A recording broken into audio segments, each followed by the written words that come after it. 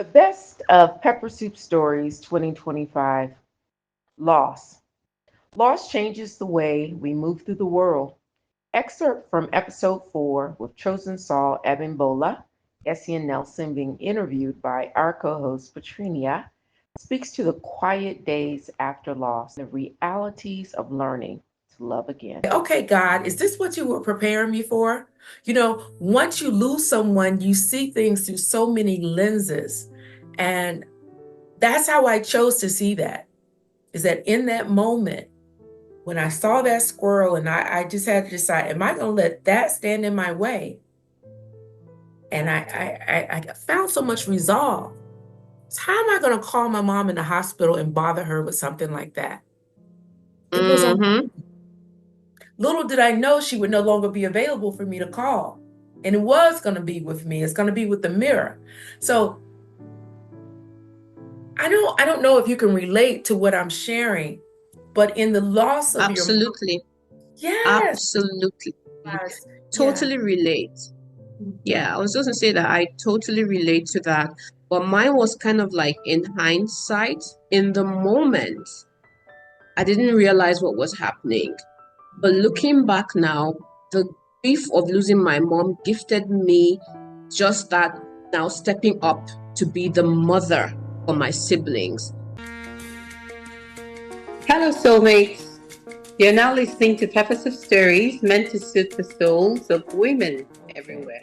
Is there anything that's on your heart that you want to make sure that we ensure our soulmates learn about? Because a lot of people go through loss and it just takes them out. Yeah, it's really that, the fact that, look, it does. Yeah, it does, and it's understandable, but it doesn't have to take them out. And while there's no one size fits all for everybody, the key thing I would love to bring out is, if you can just find a way to channel that pain in honor of that person you've lost into something that would make them happy, then that will help your healing. Workplace trauma. This experience of workplace trauma may sound familiar to more people than we realize. In episode 2, our guest, Jimi Okubanjo, shares insights on addressing workplace trauma, particularly as it affects women of color, and really helping us to get grounded in the definition of what it is and why it can be so challenging to grasp hold of and to change. What is workplace trauma? We heard about domestic abuse, sexual abuse, all of these things, but what is workplace trauma? So before I define it, I want to make a very big disclaimer here. I'm not a psychologist, psychiatrist, and I think that we need to definitely lean on them for those conversations. But trauma is a powerful emotional response to distressing events. And in the case of workplace trauma, distressing events that happen are tied to the workplace, like bullying, exclusion, sexual harassment, physical assault. And it affects our mind, our body, and our behavior. And it can lead to heart disease, like heart attacks, as well as the more common illnesses, diabetes, hypertension, strokes. Wow. So when we talk about trauma in the workplace, it's sometimes we use like stress interchangeably or anxiety, and a lot of them there's a lot of overlap. But trauma, specifically when I'm talking about that, it can become PTSD. So I know women who have been diagnosed with post-traumatic stress disorder from their work experience. It's being in that space where one, considers taking one's life as a solution to the workspace, because the way we think is different. Asking someone who is suffering from acute, who may have trauma, who definitely is going under extreme mental distress and despair, why don't you just speak out and get help? Well, that's assuming that's to someone who is not he's not going through acute distress and despair. Because someone in that space, they may not be able to see exit and getting help as an option. They may not even see resigning as an option. I met a woman a while ago in the course of the work I do, my movie, and her story wasn't featured in the film, but she shared with me that she had actually attempted suicide because of what was going on at work. And she was interrupted partway through, which is why she survived. Not because it was like a member of her family came home and interrupted her. They came home uninvited, unexpectedly, and interrupted her act. So when we're talking about that, we're talking about that. It's not as extreme. I wish I could say that's an extreme experience, but it's not that extreme. A lot of women end up fantasizing about it, planning, so they're in that space, and it's just like a normal process of believing or knowing, having this knowing that the world would be better if they weren't here. Wow. And for them to now think of a way to improve the world and make their family happier. Honesty. In episode 3, Bev Obatoyinbo, along with our co-hosts J, Miss Empathy, and P, Miss Energy, reflect on navigating career transitions through positive thinking. Bev's voice reminds us that honesty as a core value truly begins within and should remain one of our guiding principles. To be really honest, doing the job that we used to do in a corporate space, I think my first principle was always honesty. No matter where I went and how difficult the job got, and it was difficult at times, it was stressful at times, I always felt that being honest with my line managers, with the team, we're in a difficult situation, things aren't quite panning out as I expected. How are we going to change our approach, the strategy? What are we going to do?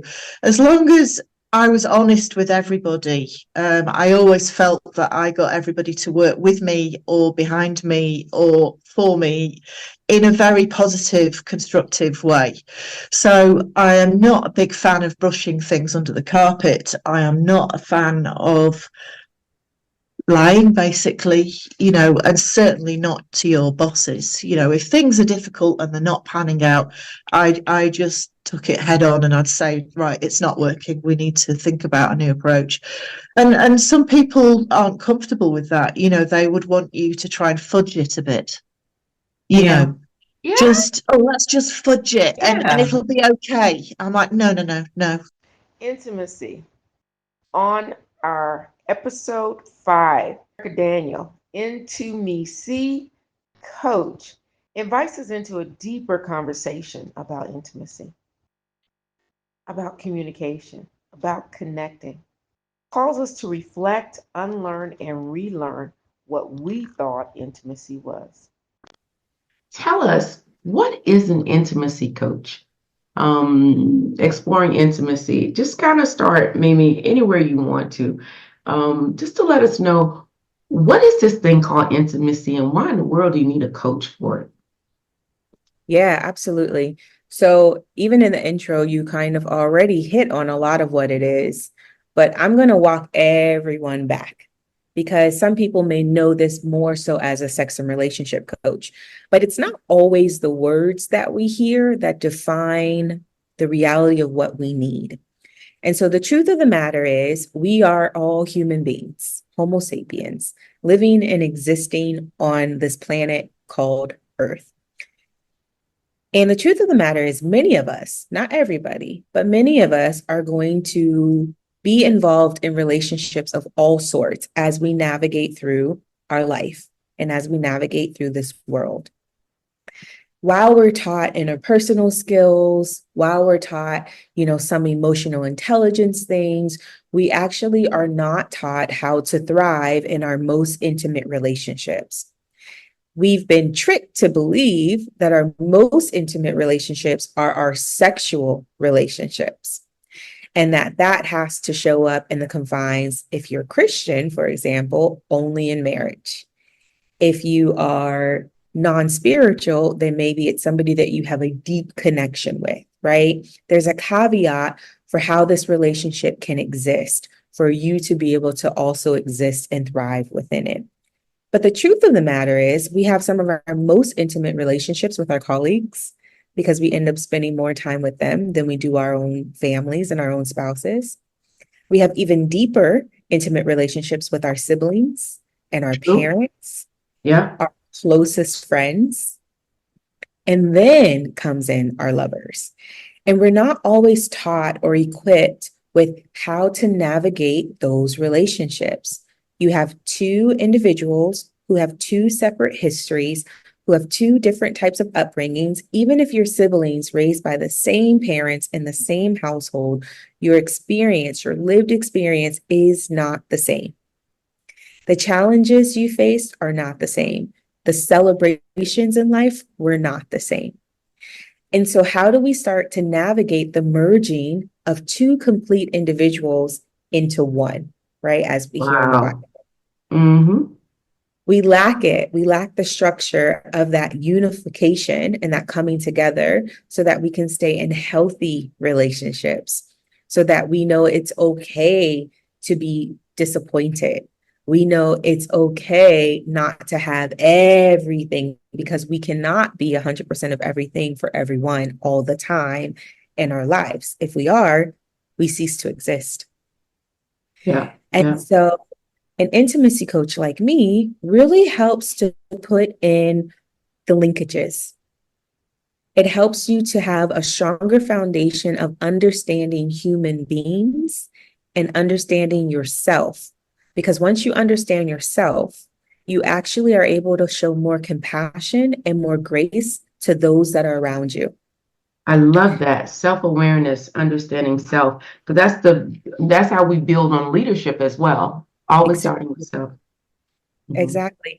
And, I tell people that compassion and that grace, it's so important, because when you know it about yourself and you extend it to others, in turn, they extend it to you. And so we just follow the linkages, we slow things down, and we open up. We open up. And so intimacy, I like to tell everyone that it is literally, let's break down the word, it's in to me see. Because when we're on an intimate journey with a person, we want to show them who we are. And that means we have to communicate the things you can't see. We have to communicate our thoughts. We have to communicate our feelings, our emotions, our desires, our needs, our wants, our vulnerabilities. It's like underneath the iceberg. That's what I'm envisioning. It's because above you see my pretty face, you see my whatever, but underneath it might be I was abused. I watched this movie, Thin Line Between Love and Hate, old movie yesterday. But what really came out was she had past, mental issues. It does not show on the face. So what people are choosing to reveal to you is also through their lens. Very important, because it does require intimacy for me to even feel comfortable sharing. Values. Real estate mogul Nene Akinton in episode 6 speaks about navigating borders, both physical and relational, and the relevance of values. Her story reminds us that when life gets noisy, values help us stay rooted and gain clarity. What values guide you in your personal and professional life? I really love what you say about being a child of God, being a wife and a mother. So it's very clear how you prioritize and what's important to you. But let us know what your values are, Nene. God, family, community. It's simple. So God directs pretty much everything I do. Family comes next, and then community. And then I say community to encompass my work, because I see my work as a realtor as doing community work, because I work with a lot of immigrants, a lot of marginalized individuals. So community also drives me. It's a very important value. And the mix, Katrina said, it's integrity, which I learned from my mom, from her mother before her, and my great-grandmom, whom I never met, but my mom told me stories about her. So those are really the foundation of my values. I actually love that you just shared that even though you didn't meet the grandmother or great grandmother, it's the stories, those stories. And a lot of what we are trying to kind of pass through is how we learn stories. I was relating with my kids the other day, and they never met my mother. But they can tell you the stories. They know what grandma stands for. So when you talk about integrity, what would be maybe an example of where people would experience that with you and all the hats that you wear? I think primarily doing what I say. And I tell my kids, I'm like, integrity is what you do when no one is looking. So don't change don't be one person here and another person in another setting, so to speak. So integrity really is knowing your values, sticking to those values, even if it means that you're the only person in the room that is sticking to that value. And finally, intentionality and self belief. In episode 7, Buki Ashinde shares the gift of hibernation. The gift is quietness, the gift of slowing down, as she shares the story of the Bella Africana launch. Whereas we look at it, perhaps it's a relaunch. This is we relaunch things in our lives, we reinvent, we refresh, we renew. Our reflections offer powerful insights on intentional living, the role of gratitude, acting with the future in mind. I noticed that I was imploding a lot. So everything that I was feeling it internally. I wasn't speaking about it, right? Oh, okay. I noticed that I was internalizing a lot, and so if I was even ever to get any support for whatever I was feeling, it would take a longer time if I wasn't speaking about it at all to anyone. Not even because I didn't want to speak it to my husband, and I didn't know how to articulate it to somebody who would be able to help me understand how I was feeling or how to navigate through that season. However, one of the things that I knew was my ability to stay in gratitude. One of the things that I started to go through was self-compassion.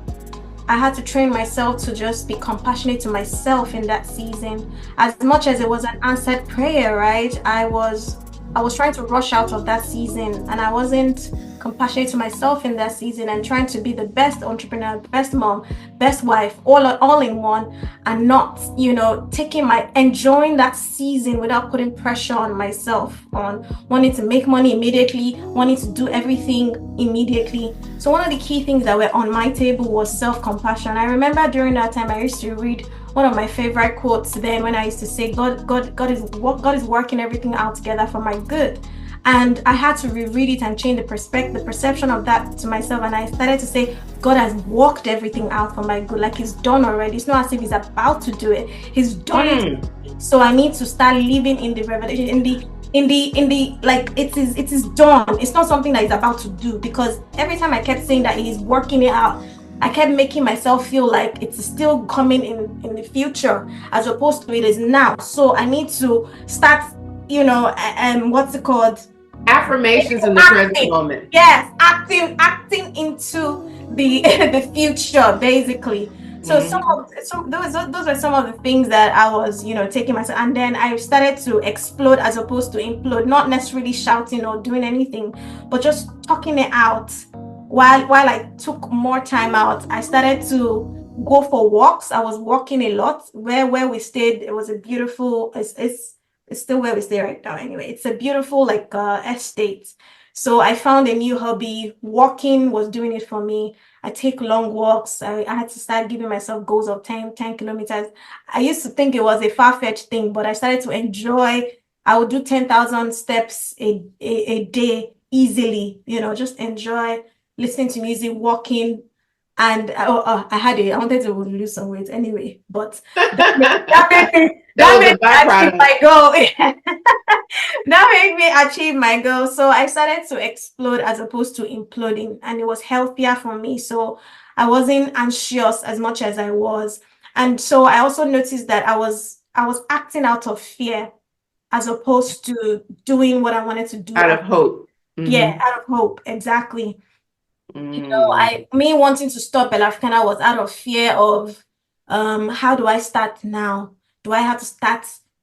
Am I starting from beginning? How am I going to enter the UK market? So I started to I had to re-nurture my mind, renew my mind. My mindset was a whole lot of fear of flee kind of thing where I started to I almost turned to two versions of myself, Bookie in the physical and Bookie in the mind, where I'm looking at the mirror and I'm telling myself, what's the worst that can happen if we kick Bella Africana off in the UK? What's the worst thing that can happen if we do it afraid? Those sort of things. And I remember some of those mental exercise that I was going through, doing mindset trainings. Every time when I wake up in the morning, I put a proper affirmation, like videos of people speaking about different things, and it used to activate my mind in another level. Taking myself through all of these things, I remember, and it was so physical that May last year, when this happened to me, my husband was away for 2 months for the first time in my life that we've been separated for. He had to go to Nigeria, so I had to be a mom and a dad to my daughter. So I went through so many determination exercises, like driving in the UK. A lot of things that I was afraid for. I was challenging myself to do it, and it was retuning my mind. And I remember when my husband came back in May, I just told him, I said, babe, I am registering Bella Africana, and I'm going to do our very first pop-up, and it will not be for one day, neither will it be for 2 days, it will be for 7 days. And I only had 40 days to plan for that edition of the pop-up that we had in the UK. And he looked at me like I was crazy. Like, what? You're not going to do this thing for 1 day, 2 days? I was like, I'll do this. So it was almost as if I was challenging my mind to do it in fear, do it afraid, and just get it done, whatever the case is. Wow. Yeah. So Wow.